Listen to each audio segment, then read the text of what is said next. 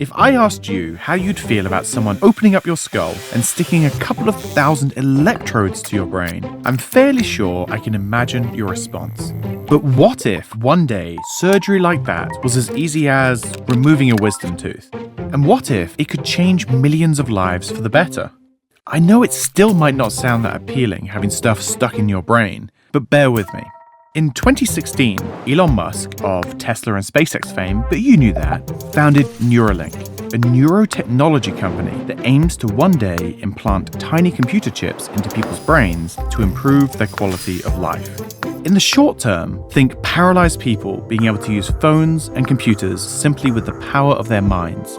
In the long term, think human enhancement, integrating artificial intelligence into human brain function.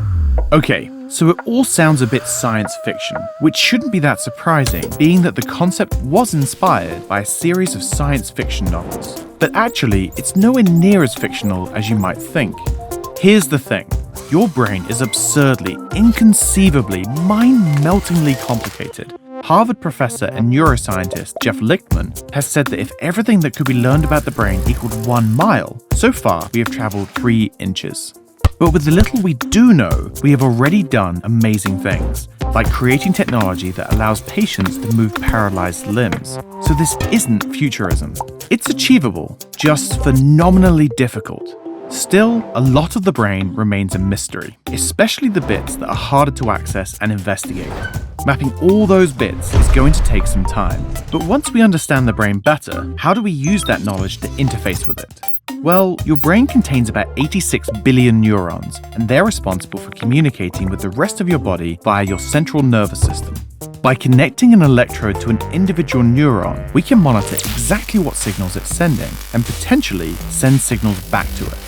Currently, we can make a brain-machine interface that has about 1 to 200 electrodes, monitoring 1 to 200 neurons, which is very, very cool, but a bit limited in the grand scale of things. It's like being able to just about make out a single voice in around 9,000 stadiums worth of people.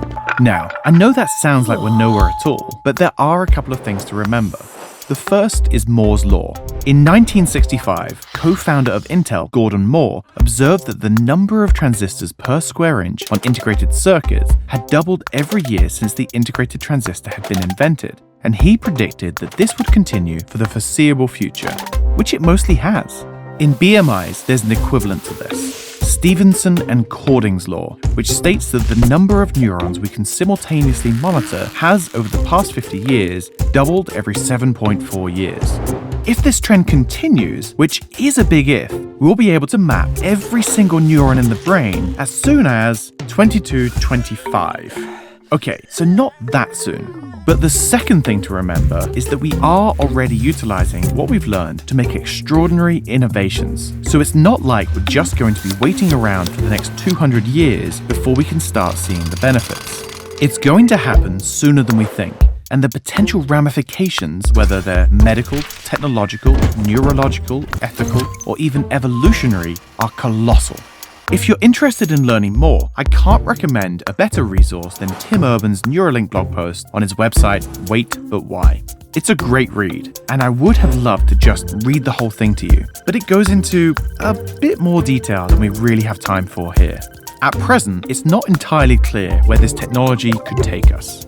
It's easy to imagine integrating our brains with existing systems like turning on the lights or writing an email just by thinking about it. And it's exciting to think about achieving things that right now might seem impossible. Upgrading your brain's processing power, downloading fully formed skills, or instantly learning to speak a different language. But the real potential of Neuralink and other technology like it is in the unknown unknowns, the things we haven't even thought of yet, and that will only occur to us as the technology evolves.